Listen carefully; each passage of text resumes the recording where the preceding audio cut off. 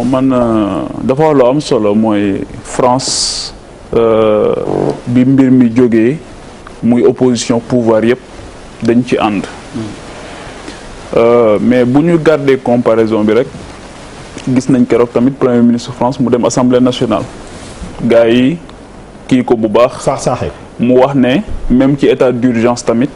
assemblée nationale dafa war a continuer def rôle am di contrôler l'action de l'exécutif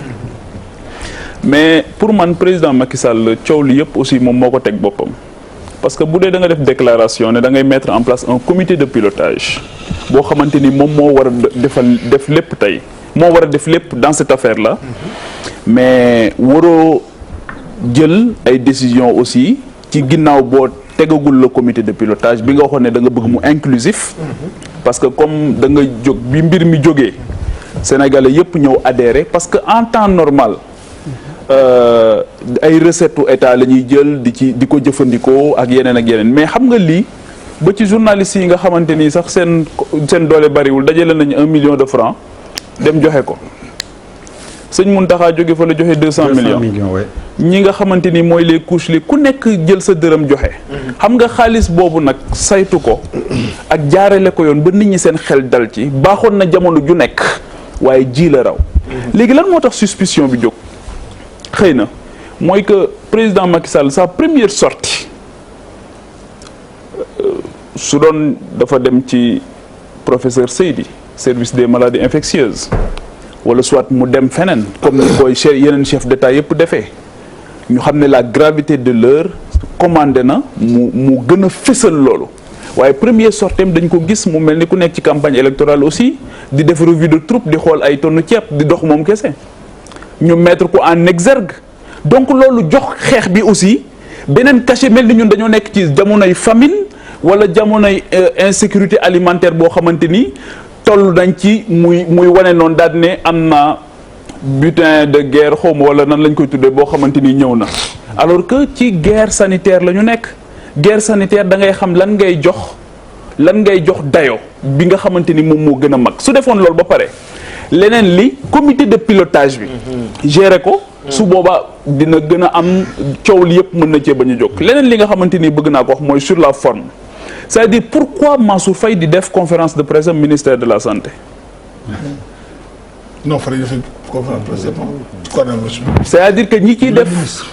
que ñiy def bu fekkoon ne comité de pilotage am na. ñu wutal ko benn caractère général et impersonnel su boobaa bu ñu ko defee foofu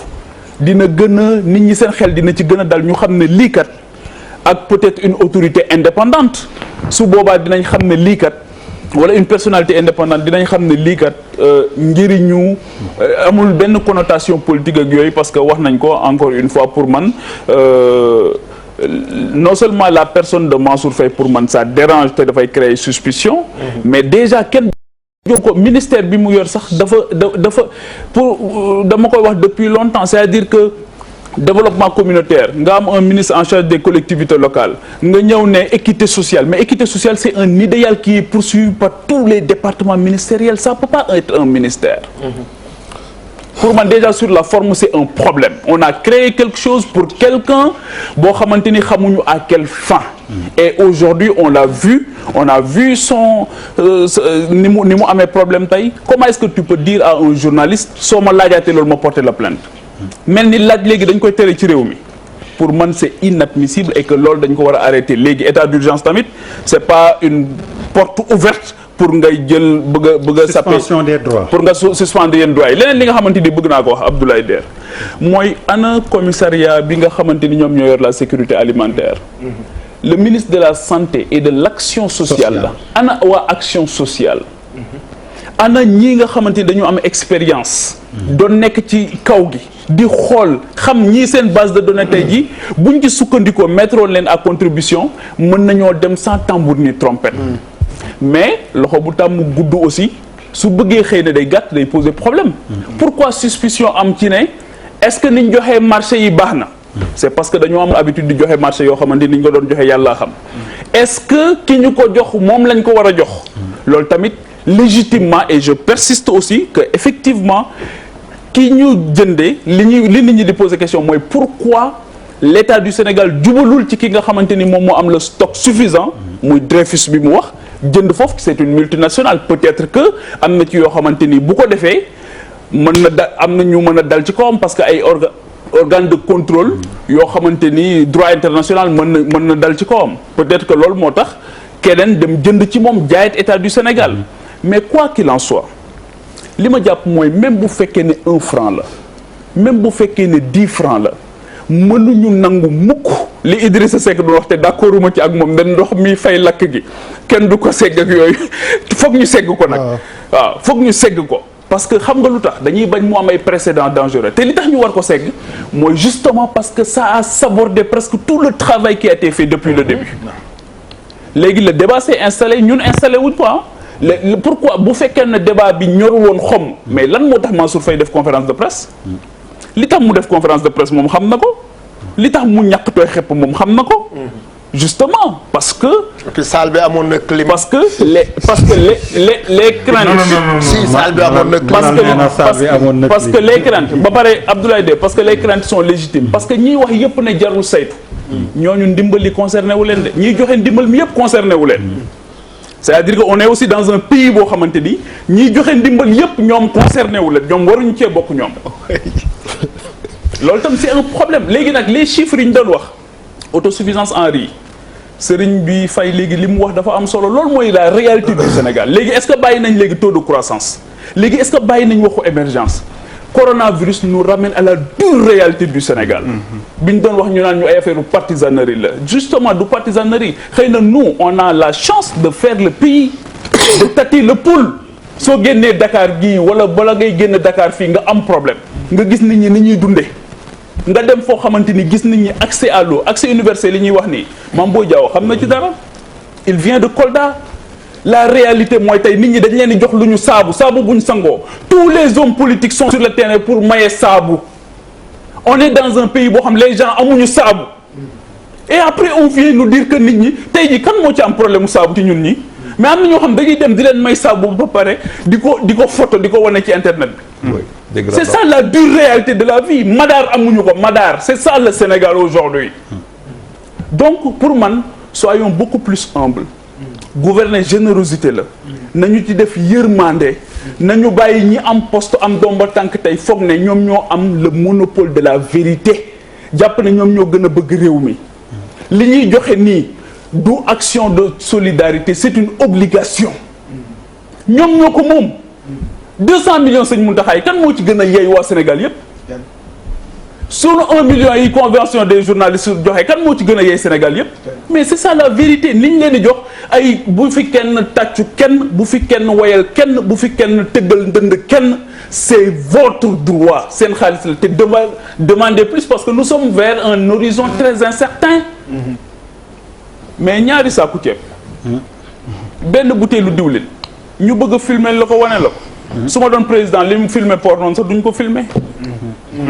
Papis waaw man mais yéen a ngi laaj ceeb bi fu mu ne ngeen dina mu filmer ceeb bi je ne comprends pas aussi quoi yéen a ngi naan ceeb amu fii di attaqué huit tax mu génne ceeb ngeen war koo génne lan ngeen bëgg na kon ah non attends moi en fait boo newoon cëpp rek jógee benn planète ñëw fii nga déglu table bi tu as l'impression que on est en train de faire le bilan après un combat pour avoir gagné coronavirus alors que commencé gi donc tu es un peu dans le tu trembles da ngay tiit un peu parce que c'est une façon de faire un bilan anticipé on n'a pas commencé le combat il va se passer énormément de choses mais man li ma bëggoon ak sama xam-xam bu ndaw problème bu toll nii bu amee da nga koy contextualiser il faut le contextualiser nga xool lan moo ko war a créer lan moo ko war a yàq et tout je l'ai glissé quand Diao parlait bu muy jëlee parole maa ngi koy wax ne dafa am une exception aujourd'hui dafa am une exception boobu moom moo changé la donne ça dañ nekk si benn moment boo xamante ne c'est un décret du président moo génn par rapport au Covid toutes les décisions toutes les mesures qui accompagnent cette histoire-là foofu la moo koy tënk c'est une situation exceptionnelle d'urgence qui a créé ce décret du président qui contrôle toutes les actions qui vont dans ce sens je ne sais pas si vous me comprenez, c'est une exception. L'Assemblée n'a plus de manœuvre, c'est le président de la République avec son décret pendant un délai de 2 mois dans un premier temps qui va conduire toutes les actions. C'est comme ça que ça se passe. Le réalité, oui. Bon, nous avons si Diop si ou Diop si, tu vas aller si les textes de l'Assemblée, nous avons l'article 113, 114, lui de quoi interdire, mais de rappeler qu'il y a possibilité d'exception, c'est dans l'article 114 du règlement intérieur. Donc, pour ne pas rentrer dans les détails, la seule question qui vaille aujourd'hui pour moi, en attendant M. Yeg, est-ce que Diop si Bobo mène ou pas?